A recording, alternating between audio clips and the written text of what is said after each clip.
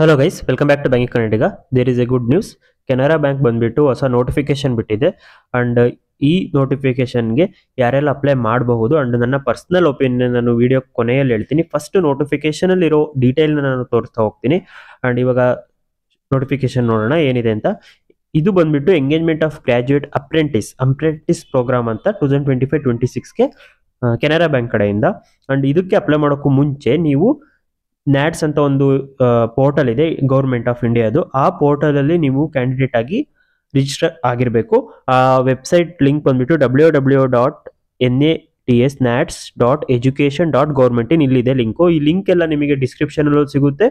Otherwise pinned comment ಮತ್ತೆ ನನ್ನ Telegram channel ನಾನು ಈ PDF ಆಲ್ರೆಡಿ ಶೇರ್ ಮಾಡಿದ್ದೀನಿ, ಲಿಂಕ್ ಕೂಡ ಶೇರ್ ಮಾಡ್ತೀನಿ. ಸೊ ಇಲ್ಲಿ ನೀವು ರಿಜಿಸ್ಟ್ರೇಷನ್ ಆದ ಮೇಲೆ ನೀವು ಎಲಿಜಿಬಲ್ ಆಗ್ತೀರಾ.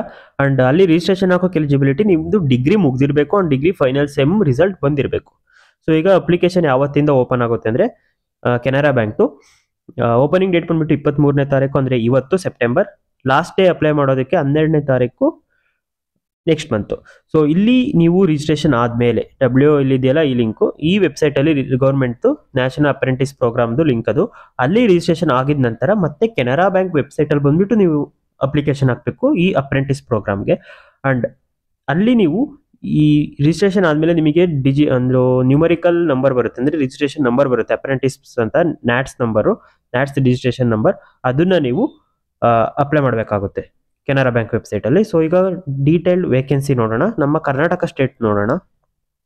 ತುಂಬಾ ಜನ ಯೂಟ್ಯೂಬ್ ಅಲ್ಲಿ ಅಥವಾ ಯೂಟ್ಯೂಬ್ ಚಾನಲ್ಗಳಲ್ಲಿ ಅವರು ಓವರ್ ಆಲ್ ಇಂಡಿಯಾದು ವೇಕೆನ್ಸಿ ಶೋ ಮಾಡಿರ್ತಾರೆ. ಲಾಸ್ಟ್ ಟೈಮ್ SBI ಇರ್ಬೋದು ಅಥವಾ ಈ ಸಲ SBI ಮತ್ತೆ IBPS ಎಲ್ಲ ಇರ್ಬೋದು. ಕನ್ನಡದಲ್ಲೂ ಯಾರು ಜಾಬ್ ನೋಟಿಫಿಕೇಶನ್ ಮಾಡ್ತಾರೆ ಅವರೆಲ್ಲ ಓವರ್ ಆಲ್ ವೇಕೆನ್ಸಿ ತೋರಿಸ್ತಾರೆ.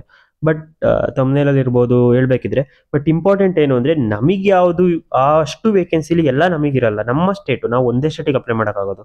ಸೊ ಈಗ ನಾವು ಕರ್ನಾಟಕ ಸ್ಟೇಟಿಗೆ ಎಷ್ಟು ವೇಕೆನ್ಸಿ ಅದನ್ನ ಎಲ್ಲ ತಿಳಿಸ್ಕೊಡ್ಬೇಕು. ಸೊ ನಾನು ಇಲ್ಲಿ ಕರ್ನಾಟಕ ಸ್ಟೇಟ್ ವೇಕೆನ್ಸಿ ಬಗ್ಗೆ ಮಾತ್ರ ಮಾತಾಡ್ತೀನಿ.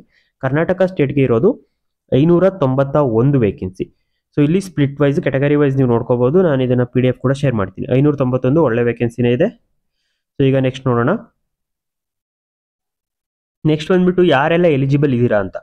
ಎಲಿಜಿಬಿಲಿಟಿ ಡೇಟು ಇಲ್ಲಿ ಏಜು ಮತ್ತೆ ಎಜುಕೇಶನ್ ಕ್ವಾಲಿಫಿಕೇಶನ್ ಎಲ್ಲದಕ್ಕೂ ಒಂದು ಲಿಮಿಟ್ ಇಟ್ಟಿದ್ದಾರೆ. 1ನೇ ತಾರೀಕು 9ನೇ ತಿಂಗಳು ಅಂದ್ರೆ ಸೆಪ್ಟೆಂಬರ್ 1 ಅಷ್ಟರಲ್ಲಿ ನಿಮಗೆ ಇಷ್ಟು ಏಜ್ ಆಗಿರಬೇಕು, ಇಷ್ಟು ಕ್ವಾಲಿಫಿಕೇಶನ್ ಆಗಿರಬೇಕು ಅಂತ ಅಷ್ಟೇ ಇದು. ಇವಾಗ ಮಿನಿಮಮ್ ಏಜ್ ಬಂದ್ಬಿಟ್ಟು ನೀವು ಈಗ ಅಪ್ಲೈ ಮಾಡೋದಕ್ಕೆ 20 ವರ್ಷ ಕಂಪ್ಲೀಟ್ ಆಗಿರಬೇಕು, ಮ್ಯಾಕ್ಸಿಮಮ್ 28 ಇಯರ್ಸ್.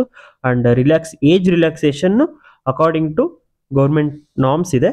ಸೊ ಈಗ SC STಗೆ 5 ವರ್ಷ, ಅದರ್ ಬ್ಯಾಕ್ವರ್ಡ್ ಕ್ಲಾಸಸ್ಗೆ 3 ವರ್ಷ, and person with benchmark disabilities ಅವರಿಗೆ 10 ಇಯರ್ಸ್. ಸೊ ಇದಿಷ್ಟು ನಿಮಗೆ ಏಜ್ ಲಿಮಿಟ್ ಆಗುತ್ತೆ. ಅಂಡ್ ಎಜುಕೇಶನ್ ಕ್ವಾಲಿಫಿಕೇಶನ್ ನೋಡೋಣ.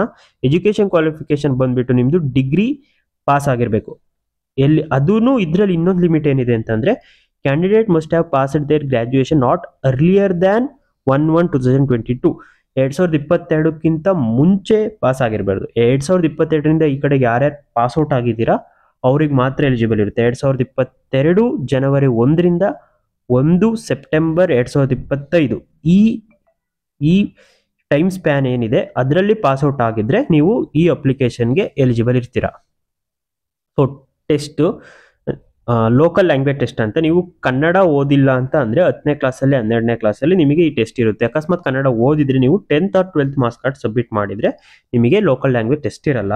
ಅಂಡ್ ಲೋಕಲ್ ಲ್ಯಾಂಗ್ವೇಜ್ ಟೆಸ್ಟ್ ಅಕಸ್ಮಾತ್ KVಲಿ ಓದಿರೋರೆಲ್ಲ ಮೋಸ್ಟ್ಲಿ ಕನ್ನಡ ಓದಿರಲ್ಲ ಅನ್ಕೋತೀನಿ, ಫಸ್ಟ್ ಲ್ಯಾಂಗ್ವೇಜ್ ಆಗಿ ಅಥವಾ ಸೆಕೆಂಡ್ ಲ್ಯಾಂಗ್ವೇಜ್ ಆಗಿ.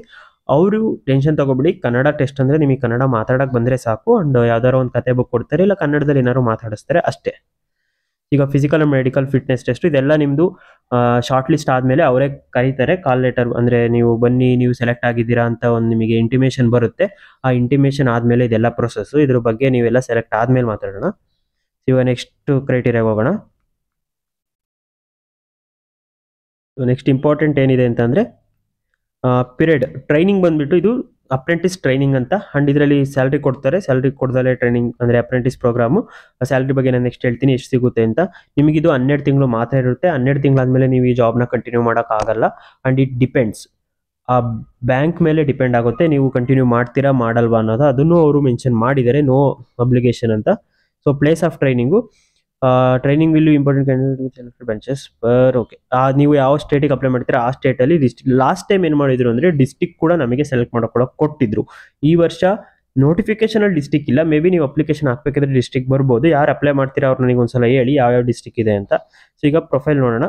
ಅಂದರೆ ನಿಮಗೆ ನೀವು ಯಾವ್ದು ಅಂದರೆ ವರ್ಕ್ ಪ್ರೊಫೈಲ್ ಆಗಿರುತ್ತೆ ಅಂದರೆ ನೀವು ನಿಮ್ಮನ್ನ ಟ್ರೈನಿಯಾಗಿ ಕನ್ಸಿಡರ್ ಮಾಡ್ತಾರೆ, ಎಂಪ್ಲಾಯಿ ಆಗಿ ಕನ್ಸಿಡರ್ ಮಾಡೋದಿಲ್ಲ. ಮತ್ತು ಬಂದ್ಬಿಟ್ಟು ನ್ಯಾಟ್ಸ್ ಪೋರ್ಟಲಲ್ಲಿ ನೀವು ರಿಜಿಸ್ಟರ್ ಆಗಬೇಕು ಆಗಲೇ ಹೇಳ್ದಂಗೆ. ಆ್ಯಂಡ್ ನಿಮಗೆ ಸ್ಟಿಫಂಡ್ ಸಿಗುತ್ತೆ, ಸ್ಯಾಲ್ರಿ ಅಂತ ಸಿಗಲ್ಲ. ಸ್ಟಿಫಂಡ್ ಬಂದ್ಬಿಟ್ಟು 15,000 ಸಿಗುತ್ತೆ. ಆ 15,000ದಲ್ಲಿ 10,500 ರೂಪಾಯಿ ಕೆನರಾ ಬ್ಯಾಂಕ್ ಕೊಡುತ್ತೆ. ಇನ್ನು ಉಳಿದಿರೋ 4,500 ರೂಪಾಯಿನ ಗೌರ್ಮೆಂಟ್ ಆಫ್ ಇಂಡಿಯಾ ಕೊಡುತ್ತೆ. ಆ್ಯಂಡ್ ಇದು 12 ಮಂತ್ಸ್ ಕೊಡ್ತಾರೆ. ಅದಾದಮೇಲೆ ಆಫೀಸ್ ಅವರ್ಸು, ವರ್ಕಿಂಗ್ ಅವರ್ಸು ನಿಮಗೆ ಕ್ಲರಿಕಲ್ ನೋಡಿ ಇಲ್ಲಿ ಕೊಟ್ಟಿದ್ದಾರೆ, ಕ್ಲರಿಕಲ್ ಕ್ಯಾಟಗರಿ ಆಫ್ ಬ್ಯಾಂಕ್ದು ಕ್ಲರಿಕಲ್ ಎಷ್ಟು ಅವರ್ ವರ್ಕ್ ಮಾಡ್ತಾರೆ ಅಷ್ಟು ಅವರ್ ನೀವು ವರ್ಕ್ ಮಾಡಬೇಕಾಗಿರುತ್ತೆ. ಯೂಶಲಿ 10 to 5 ಇರುತ್ತೆ ಇದು ವರ್ಕ್ ಪ್ರೊಫೈಲು. ಆ್ಯಂಡ್ ವರ್ಕು ಅಷ್ಟು ಲೈಕ್ ಈಗ ನಿಮಗೆ CKYC ಮಾಡೋದಿರ್ಬೋದು. ಆ್ಯಂಡ್ ಅಲ್ಲಿ ನೀವು ಬ್ಯಾಂಕಲ್ಲಿ ಏನೇನು ಮಿನಿಮಮ್ ವರ್ಕ್ ಇರುತ್ತೆ ಅಂದರೆ ಕಲಿಯೋದು ಅದನ್ನೆಲ್ಲ ಕಲಿಸ್ಕೊಡ್ತಾರೆ 12 ತಿಂಗಳು ಸ್ಪ್ಯಾನಲ್ಲಿ. ಸೊ ಈಗ ನೆಕ್ಸ್ಟ್ ನೋಡೋಣ ಲೀವ್ಸ್ ನಿಮಗೆ 12 ತಿಂಗಳು ಇರೋದ್ರಿಂದ 12 ಕ್ಯಾಶುವಲ್ ಲೀವ್ಸ್ ಮಾತ್ರ ಸಿಗುತ್ತೆ. ಬೇರೆ ಯಾವುದೇ ರೀತಿ ಸಿಕ್ ಲೀವ್ಸು ಅಥವಾ PL ಅದೇನು ಸಿಗಲ್ಲ. ಆ್ಯಂಡ್ ಅಟ್ ಎ ಟೈಮ್ ನೀವು 4 ಕ್ಯಾಶುವಲ್ ಲೀವ್ಸ್ ಹಾಕೋಬೋದು. ಮೀನ್ಸ್ ಕಂಟಿನ್ಯೂಸ್ ಆಗಿ ನಾವು 4 ಹಾಕೋಬೋದು ಮ್ಯಾಕ್ಸಿಮಮ್. ಹಾಲಿಡೇ ನಾರ್ಮಲ್ ಬ್ಯಾಂಕ್ ಯಾವಾಗ ಹಾಲಿಡೇ ಇರುತ್ತೆ ಅವಾಗ ನಿಮಗೂ ಹಾಲಿಡೇ ಇರುತ್ತೆ. ಸರ್ಟಿಫಿಕೇಟು ಇದು ಮುಗಿದ ಮೇಲೆ ನಿಮಗೆ ಒಂದು ಸರ್ಟಿಫಿಕೇಟ್ ಸಿಗುತ್ತೆ ನೀವು ಕಂಪ್ಲೀಟ್ ಮಾಡಿದ್ದೀರಾ ಅಂತ ಅಪ್ರೆಂಟಿಸ್ ಪ್ರೋಗ್ರಾಮ್ನ. ಈಗ ಅದರ್ ಇನ್ಫಾರ್ಮೇಷನ್ಸ್ ನೋಡೋಣ. ಅದರ್ ಇನ್ಫಾರ್ಮೇಷನ್ ನೋಡಿ ಒಂದು ಪಾಯಿಂಟ್ ಇಂಪಾರ್ಟೆಂಟ್ ಆಗುತ್ತೆ. ಯಾವುದು ಅಂತಂದರೆ ಇದು ಫಸ್ಟ್ ಪಾಯಿಂಟ್ ನೀವು ನೋಡ್ಕೊಳ್ಳಿ. ನಿಮ್ಮನ್ನ ಲೇಬರ್ ಅಂತ ಕನ್ಸಿಡರ್ ಮಾಡಲ್ಲ.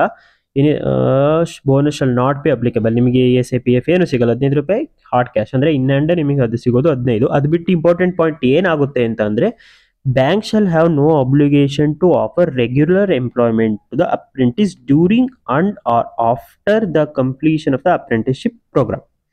ಏನಿದು ಅಂತಂದರೆ ಬ್ಯಾಂಕು ನಿಮ್ಮನ್ನ ಪರ್ಮನೆಂಟ್ ಆಗಿ ರೆಕ್ರೂಟ್ ಮಾಡ್ಕೋಬಹುದು. ಈ ಥರ ಅಪ್ರೆಂಟಿಸ್ ಆಗಿ ಹೋಗಿ ಜಾಯ್ನ್ ಆಗಿದ್ರೆ ಅದು ಬ್ಯಾಂಕ್ ಮೇಲೆ ಡಿಪೆಂಡ್ ಆಗುತ್ತೆ. ಅಂತ ಬ್ಯಾಂಕ್ ನಿಮಗೆ ಪ್ರಾಮಿಸ್ ಮಾಡ್ತಿಲ್ಲ ನೀವು ಅಪ್ರೆಂಟಿಸ್ ಮುಗಿದ್ಮೇಲೆ ನಾನು ನಿನ್ನ ಪರ್ಮನೆಂಟ್ ಆಗಿ ಕರ್ಕೋತೀನಿ ಆ ಥರ ಏನೂ ಪ್ರಾಮಿಸ್ ಮಾಡ್ತಿಲ್ಲ.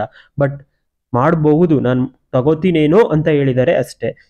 ಕೆಲವೊಬ್ರನ್ನ ಲಾಸ್ಟ್ ಇಯರು ಅಥವಾ 2 years ಬ್ಯಾಕ್ ಅಪ್ರೆಂಟಿಸ್ ಆಗಿ ಜಾಯ್ನ್ ಆದವ್ರನ್ನ ಕ್ಲರಿಕಲ್ ಪೋಸ್ಟ್ಗೆ ಪರ್ಮನೆಂಟ್ ಆಗಿ ತಗೊಂಡಿರಬಹುದು. ಅದು ಬ್ಯಾಂಕ್ ಮೇಲೆ ಡಿಪೆಂಡ್ ಆಗುತ್ತೆ. ನಿಮ್ಮ ಪರ್ಫಾರ್ಮೆನ್ಸು ಮತ್ತು ನಿಮ್ಮ ಬ್ರ್ಯಾಂಚಲ್ಲಿ ನಿಮಗೆ ಬ್ರ್ಯಾಂಚ್ ಮ್ಯಾನೇಜರ್ ಇರ್ತಾರೆ, ಅವರು ನಿಮಗೆ ರೇಟಿಂಗ್ ಹೆಂಗೆ ಕೊಡ್ತಾರೆ ಅದ್ರ ಮೇಲೆಲ್ಲ ಡಿಪೆಂಡ್ ಆಗ್ಬೋದು.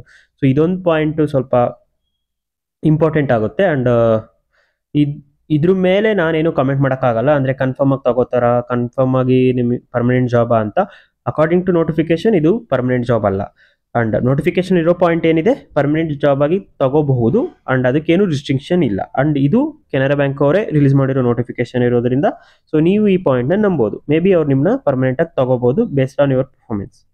ಆ್ಯಂಡ್ ಪರ್ಫಾರ್ಮೆನ್ಸ್ನ ಹೇಗೆ ಜಡ್ಜ್ ಮಾಡ್ತಾರೆ, ತಗೋಳಲ್ವಾ ಅದೆಲ್ಲ ಬಂದ್ಬಿಟ್ಟು ಕಂಪ್ಲೀಟ್ಲಿ ಬ್ಯಾಂಕ್ ಮೇಲೆ ಡಿಪೆಂಡ್ ಆಗಿರುತ್ತೆ. ಆ ಬ್ಯಾಂಕ್ದು ಆ ಪ್ರೆಸೆಂಟ್ ಇಯರ್ ಕಂಡೀಷನ್ನು, ಆ ಬ್ರಾಂಚ್ ಅವೈಲೇಬಿಲಿಟಿ, ಆ ಬ್ರಾಂಚ್ ಮ್ಯಾನೇಜರ್ ನಿಮ್ಮ ಮೇಲಿರೋ ಒಪಿನಿಯನ್ ಇರ್ಬೋದು ಅಥವಾ ಕಾಂಪಿಟೆಂಟ್ ಅಥಾರಿಟಿ ಇರ್ಬೋದು, ಮತ್ತು HRMS ಅಂದರೆ ತುಂಬ ಕ್ರೈಟೀರಿಯಾ, ತುಂಬ ಡೈನಾಮಿಕ್. ಅದು ನಾವು ಈಗಲೇ ಏನು ಕಮೆಂಟ್ ಮಾಡೋಕ್ಕಾಗಲ್ಲ. ಆ್ಯಂಡ್ ನಾನು ಯಾರೇ ಏನು ಹೇಳಿದ್ರು ಅದೆಲ್ಲ 100% ಶ್ಯೂರಿಟಿ ಅಂತೂ ನಿಮ್ಮ ಪರ್ಮನೆಂಟ್ ತಗೋತಾರೆ ಅಂತ ಯಾರೂ ಕೊಡೋಕ್ಕಾಗಲ್ಲ.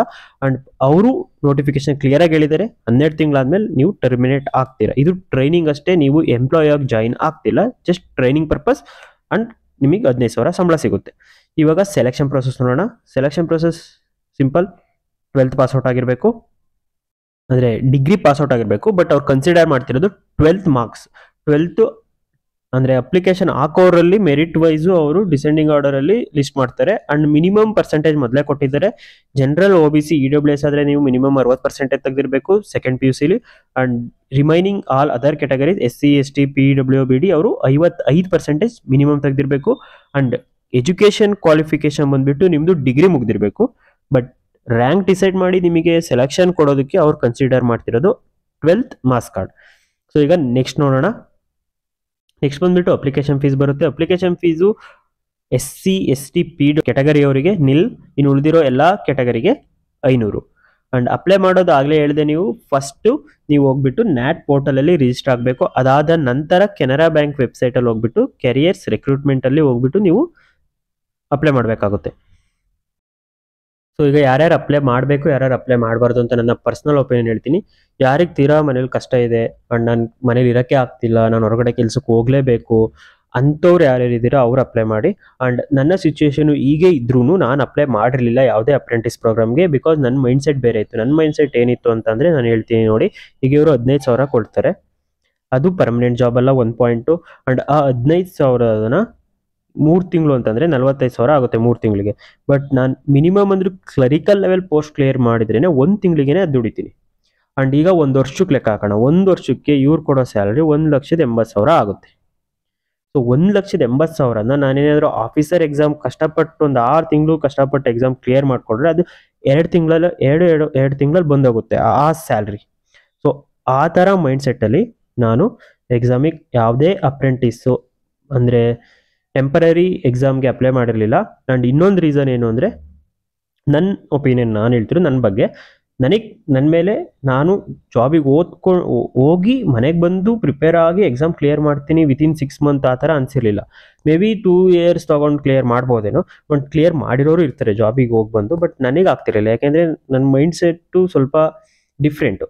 ನನ್ನ ಸ್ವಲ್ಪ ಲೇಸಿನೆಸ್ ಜಾಸ್ತಿ. ಆ್ಯಂಡ್ ಅದೆಲ್ಲ ರೀಸನಿಂದ ನಾನು ಸ್ಟಾರ್ಟಿಂಗ್ ಡಿಗ್ರಿ ಮುಗಿದಾಗ ನಾನು ಒಂದು 3 ಮಂತ್ಸ್ ರಿಲಯನ್ಸ್ ಮಾಡಿ ಕೆಲ್ಸಕ್ಕೆ ಹೋಗಿದ್ದೆ ಪಾರ್ಟ್ ಟೈಮ್ಗೆ, ಅದು ನೋಡ್ಕೊಂಡು ಓದ್ಬೋದು ಅಂತ. ಬಟ್ ಆಗಲಿಲ್ಲ ಓದೋಕ್ಕೆ, ಅದಕ್ಕೋಸ್ಕರ ಅದನ್ನು ಬಿಟ್ಬಿಟ್ಟು ಮನೇಲಿ ಕೂತ್ಕೊಂಡು ಓದೋಕ್ಕೆ ಸ್ಟಾರ್ಟ್ ಮಾಡಿದ್ದು ನಾನು. ಆವಾಗಲೇ ನಾನು ರಿಯಲಾಗಿ ಓದೋಕ್ಕೆ ಆಗಿದ್ದು ಆವಾಗಲೇ. ಅದು 3 ಮಂತ್ಸು 6 ಮಂತ್ ನಾನು ಡಿಗ್ರಿ ಮುಗಿದ್ಮೇಲೆ ಸುಮ್ಮನೆ ವೇಸ್ಟ್ ಆಯಿತು, ಏನೇನು ಓದಿರಲಿಲ್ಲ. ನೀವು ಅನ್ಕೋಬೋದು ನಾನು ಜಾಬಿಗೆ ಸೇರ್ಕೊಂಡು ಓದ್ತೀನಿ ಅಂತ, ಬಟ್ ನೀವೊಂದ್ಸಲ ದುಡಿಯೋಕ್ಕೆ ನಿಮ್ಮ ಕೈಗೆ ಆ ದುಡ್ಡು ಬರ್ತಿದೆ ಅಂತ ಅಂದಮೇಲೆ ಅದೆಷ್ಟು 10 ಆಗಲಿ 15 ಆಗಲಿ ನಿಮಗೆ ಓದೋದ್ರ ಕಡೆ ಗಮನ ಹೋಗುತ್ತೆ. ಸೊ ಅಂಥವರು ಸ್ವಲ್ಪ ಅವಾಯ್ಡ್ ಮಾಡಿ ಅಪ್ಲೈ ಮಾಡಿ ಇದಕ್ಕೆ ಹೋಗೋದನ್ನ. ಇಲ್ಲ ನಾನು ಹೋಗಿ ಓದ್ತೀನಿ, ನಾನು ಕ್ಲಿಯರ್ ಮಾಡ್ಕೋತೀನಿ ಬೇರೆ ಬ್ಯಾಂಕ್ ಎಕ್ಸಾಮ್ನ ಅನ್ನೋದಿದ್ರೆ ಹೋಗ್ಬೋದು. ಆ್ಯಂಡ್ ಇನ್ನೊಂದೇನು ಡಿಮೆರಿಟ್ ಅಂದರೆ, ಇವರು ಜಸ್ಟ್ ಸೆಕೆಂಡ್ PU ಮಾರ್ಕ್ಸ್ ಮೇಲೆ ತೊಗೋತಿದ್ದಾರೆ. ನೀವು ಆ ಟೈಮಲ್ಲಿ ನೀವು ಹೆಂಗೆ ಸ್ಕೋರ್ ಮಾಡಿದ್ರು, ಎಷ್ಟು ವರ್ಷ ಆಗಿರುತ್ತೆ, ಮಿನಿಮಮ್ 3 ಇಯರ್ ಆಗಿರುತ್ತೆ ನಿಮ್ಮ ಸೆಕೆಂಡ್ PU ಬಿಟ್ಟು, ನಿಮ್ಮ ಮೆಂಟಲ್ ಎಬಿಲಿಟಿ ಇವಾಗ ಇಂಪ್ರೂವ್ ಆಗಿರುತ್ತೆ. ಸೊ ಎಕ್ಸಾಮ್ ಬೇಸ್ ಮೇಲೆ ಆಗಿದ್ರೆ ಅಟ್ಲೀಸ್ಟ್ ನೀವು ಎಕ್ಸಾಮ್ ಕ್ಲಿಯರ್ ಮಾಡಿ ಹೋಗ್ಬೋದಿತ್ತು. ಸೊ ಇಲ್ಲಿ ಯಾವ ನಿಮ್ಮ ಎಲಿಜಿಬಿಲಿಟಿನೇ ಸರಿ ಇಲ್ಲ ಅಂದರೆ ಈ ನೋಟಿಫಿಕೇಶನ್ದು. ಅದು ಹೇಗೆ ಅವರು 12th ಮೇಲೆ ಡಿಸೈಡ್ ಮಾಡಿ ತೊಗೋತಿದ್ದಾರೋ ಗೊತ್ತಿಲ್ಲ. ಬಟ್ ಡಿಗ್ರಿ ಕೇಳ್ತಿದ್ದಾರೆ, 12th ಮೇಲೆ ಡಿಸೈಡ್ ಮಾಡಿ ತೊಗೋತಿದ್ದಾರೆ. ಬಟ್ ಅಟ್ಲೀಸ್ಟ್ ಒಂದು ಲೆವೆಲ್ ಆದರೂ ಎಕ್ಸಾಮ್ ಇರಬೇಕಿತ್ತು. ಬಟ್ ಇರಲಿ, ಯಾರ್ಯಾರು ಅಪ್ಲೈ ಮಾಡ್ತಾರೆ ಅಪ್ಲೈ ಮಾಡಿ. ನಾನು ಹೇಳಿದ್ನಲ್ಲ ಯಾರು ಅಪ್ಲೈ ಮಾಡಬಹುದು ಅಂತ, according to eligibility degree complete ಮಾಡಿರೋರು ಎಲ್ಲರೂ ಅಪ್ಲೈ ಮಾಡ್ಬೋದು. ಬಟ್ ನಿಮ್ಮ ಮೇಲೆ ನಿಮಗೆ ಕಾನ್ಫಿಡೆನ್ಸ್ ಇದ್ದರೆ, ಈಗ ಬರ್ತಿರೋ RRB ಇರ್ಬೋದು, IBPS ಇರ್ಬೋದು, ಯಾವ್ದಾದ್ರು ಎಕ್ಸಾಮ್ ಕ್ಲಿಯರ್ ಮಾಡ್ಕೊತೀನಿ ಅಂತ ನೀವು ಅಪ್ಲೈ ಮಾಡಬೇಡಿ. ನೀವು ಪರ್ಮನೆಂಟ್ ಜಾಬ್ಗೆ, ಮ್ಯಾಕ್ಸಿಮಮ್ ಪರ್ಮನೆಂಟ್ ಜಾಬ್ಗೆ ಟ್ರೈ ಮಾಡಿ. ಆ್ಯಂಡ್ ಇನ್ನೊಂದು, ನೀವು ಈ ಪೋಸ್ಟಿಗೆ ಜಾಯ್ನ್ ಆದ್ರೂ, ಕ್ಲರಿಕಲ್ ಪೋಸ್ಟಿಗೆ ಜಾಯ್ನ್ ಆದರೂ ಆಲ್ಮೋಸ್ಟ್ ವರ್ಕಿಂಗ್ ಸೇಮ್ ಇರುತ್ತೆ, ಬಟ್ ಸ್ಯಾಲ್ರಿ ಡಿಫ್ರೆಂಟ್ ಇದೆ. ಸೊ ಅದಕ್ಕೋಸ್ಕರ ಹೇಳ್ತಿರೋದು ನಾನು, ಯಾರಿಗೆ ತೀರಾ ಎಮರ್ಜೆನ್ಸಿ ಇದೆ, ಬೇಕೇ ಬೇಕು ಜಾಬು, ನನಗೊಂದು ತಿಂಗಳು ವೆಯ್ಟ್ ಮಾಡೋಕ್ಕಾಗಲ್ಲ, ಒಂದು 2 ತಿಂಗಳು 6 ತಿಂಗಳು ನಂಗೆ ವೆಯ್ಟ್ ಮಾಡೋಕ್ಕಾಗಲ್ಲ ಅನ್ನೋರು ಯಾರಿದ್ದೀರಾ ಅವ್ರು ಅಪ್ಲೈ ಮಾಡಿಬಿಟ್ಟು ಜಾಬ್ ತೊಗೊಳ್ಳಿ. Thank you for watching.